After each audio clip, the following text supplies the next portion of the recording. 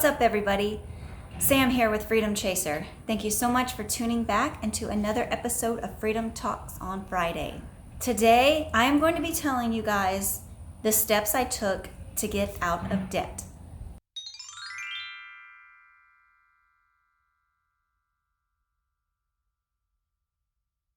I just want to start off by saying my debt-free journey took me about 5 years from the time I decided I have to get out of debt.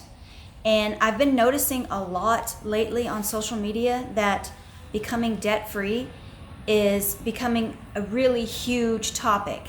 And I really like that. I really like that the word is getting out and that people are finally realizing how heavy debt can be and how it prevents them from doing certain things that they want to do in life. So I just thought I would throw my 2 cents in and my journey or my steps that I took to get out of debt. So if someone comes across this, I'm hoping that it can inspire at least one person to start taking those steps to get themselves out of debt. The first step that I took when I started to get out of debt was I started realizing that, I guess this isn't really a step, but I guess first I started asking myself questions like, how can I have more free time in life?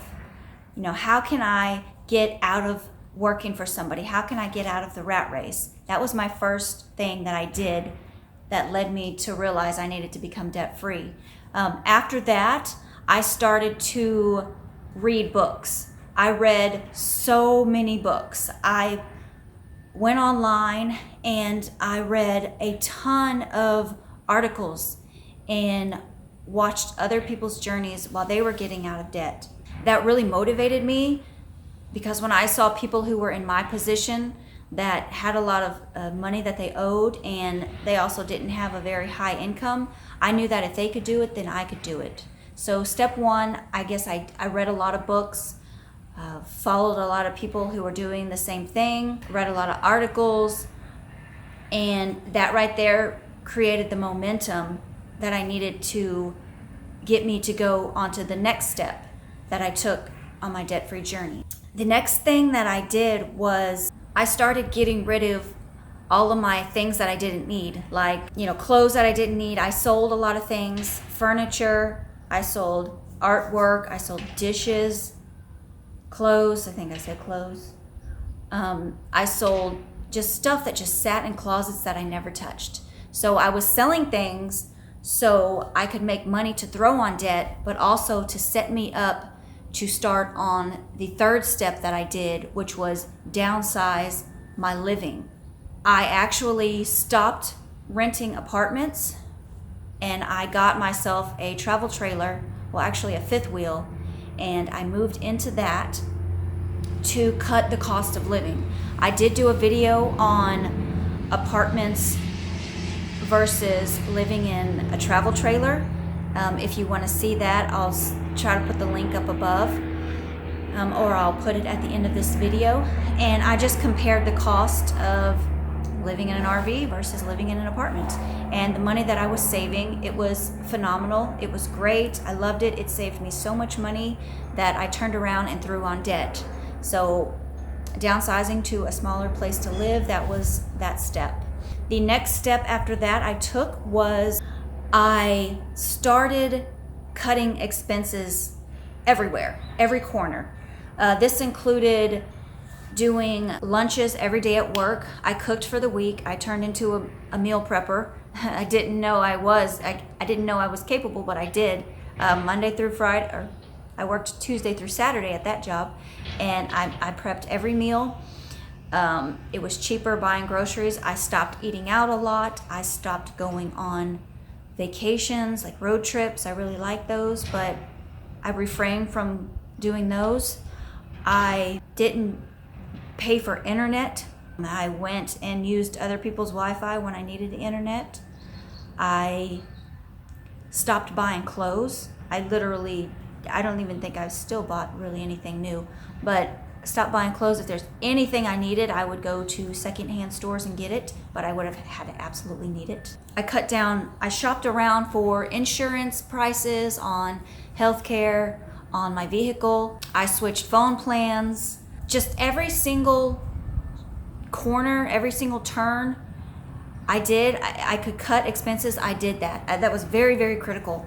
And I think that's probably one of the hardest for people to do, to recognize needs versus wants. Because, when you start saving money on your living expenses, you think, okay, great, now I have an extra $300.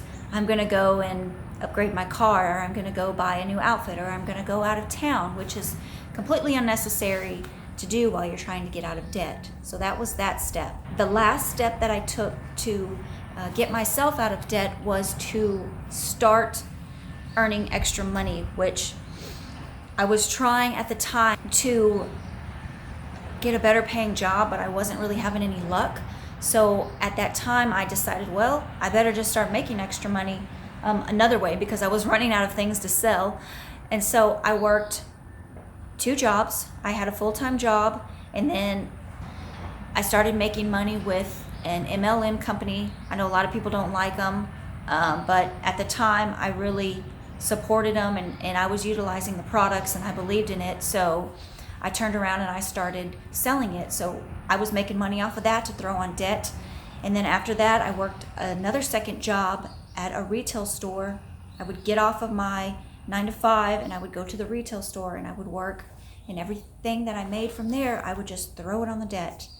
And then I also signed up to do Doordashing, which is a phenomenal way to earn extra cash. It is food delivery. I would definitely recommend anybody doing that, because you can do that on the weekend. You can do that right after your regular job. It is very flexible, and all the money that you can make and that I made, threw it right on debt. So that was the last step I took, the final step that I needed to cross the debt-free finish line. And that was probably the hardest for me, because working 2 jobs it's exhausting. It's tiring. You get off of work and you want to relax. You want to work on things that you enjoy, not go and work another job. However, it was worth it. I'm here to tell you that these steps that I took, they didn't go smooth. It wasn't just a smooth ride. It was kind of difficult. People in my circle weren't really doing it, so it wasn't like there was people cheering me on. But having the internet and having watched these other people that were just like me doing it, that really helped keep my motivation and my momentum going. So like I said, I wanted to throw my steps out there that I took, and I really hope that it motivates at least one of you guys, because once you get out of debt, it feels good. It feels really good. You have a weight off of you. You're making money now that you can keep, that you can invest, that you do not have to owe a lender. They no longer have chains around you saying, pay me your money at the end of the month, or the first of the month, or whatever the month. It's a really good feeling to have your whole paycheck to choose what you want to do with it. I hope you guys got a little something out of this video.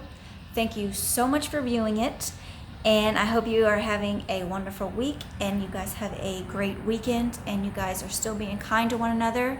I know today I'm recording this on election day, and I hope that everybody is staying calm and know that we all need to focus on our own lives and choose love in the world. I know there's so much drama right now, but anyways, you guys have a great weekend, and I will see you next Friday. Take care.